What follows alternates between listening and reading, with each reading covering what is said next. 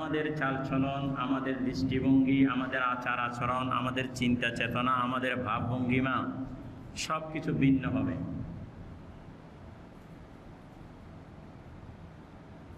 আমরা শুধু নামে মাত্র মুমিন, কিন্তু আমাদের আচার আচরণ মুমিনের কোন পর্যায়ে আমরা পড়েছি। মুমিন দুই প্রকার, একটা হলো মুমিনে কামেল আর একটা হলো মুমিনে ফাসেক। আমরা কোনো মুমিনে ফাসেকের মধ্যে পড়ছি কিনা? মুমিনে কামেল আল্লাহর উপর ঈমান আনার পরে দুনিয়ার কাউকে ভয় করে না, একমাত্র রব্বুল আলামিন। লা ইয়াখাফু ইল্লাল্লাহ, লা ইয়াখাফু, বড় করে বলা, লা ইয়াখাফু ইল্লাল্লাহ, আল্লাহ ছাড়া দুনিয়ার কাউকে ভয় করে না।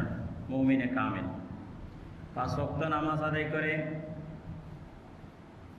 এবং যাকাত আদায় করে, হজ আদায় করে, আত্মীয়তার চিহ্ন করে না, আত্মীয়তা বজায় রাখে, সামাজিক হক আদায় করে, নিজেকে সব সময় ছোট্ট মনে করে।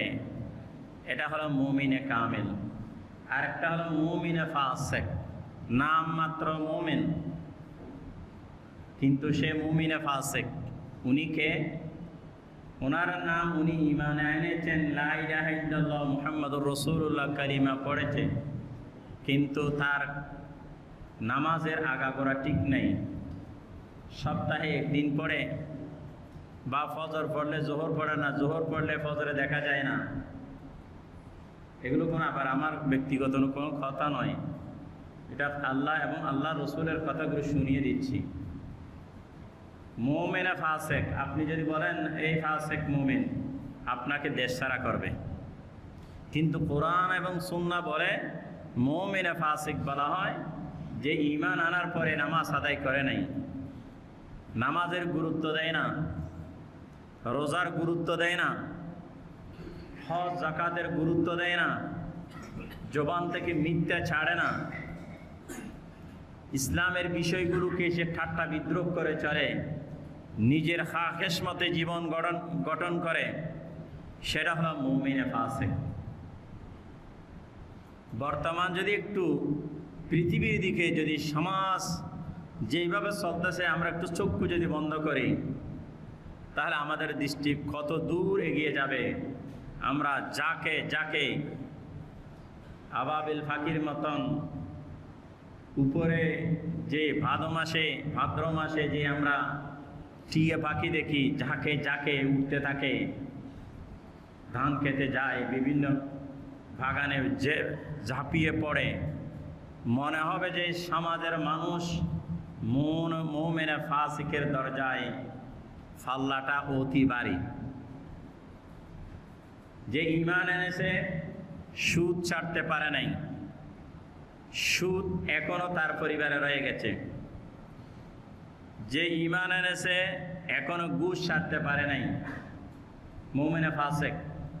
যে ঈমান এনেছেন, ব্যবসার মধ্যে দুর্নীতি ছাড়তে পারে নাই, সে মুমিনে ফাসেক। যে ঈমান এনেছে, মিথ্যা বর্জন করতে পারে নাই, মুমিনে ফাসেক। যে ঈমান এনেছে, আজান দেওয়ার পর তাকে মসজিদমুখী করতে পারে নাই, সে মুমিনে ফাসেক। যে ঈমান এনেছে, সেই রসুলের সুন্নাহকে ঠাট্টা বিদ্রুপ করে নিজের ভিতরে, ছেলে কি বলবে, বাবা কি বলবে, এলাকার মানুষ কি বলবে, তার কাছে ইসলামকে দুর্বল হয়ে গেছে। আল্লাহকে এত দুর্বল মনে করে, আল্লাহ কিচ্ছু করতে পারে না মনে করা। অনেকে মনে করে আল্লাহ সব পারে, কিন্তু তার আচরণ দ্বারা এটা বোঝা যায় না, আচরণ দ্বারা বোঝা যায় না। দুনিয়ার মানুষকে এত ভয় করে, কিন্তু আল্লাহকে সে ভয় করে না। এটা মুমিনে ফাসেক। এই জন্য আল্লাহর কাছে একটু তওবা করব। সেই জান্নাতে যাবে, কিন্তু জাহান্নামের কঠিন শাস্তি ভোগ করে যেতে হবে। যদি আল্লাহ দয়া করে, ইল্লা মা রহিমা রব্বি, আল্লাহ যদি দয়া করে, তাহলে এটা ভিন্ন কথা, এর উপর কোনো ফতোয়া নেই। এই জন্য আল্লাহর দয়ার উপর ভরসা করতে হবে। শেষ কথা,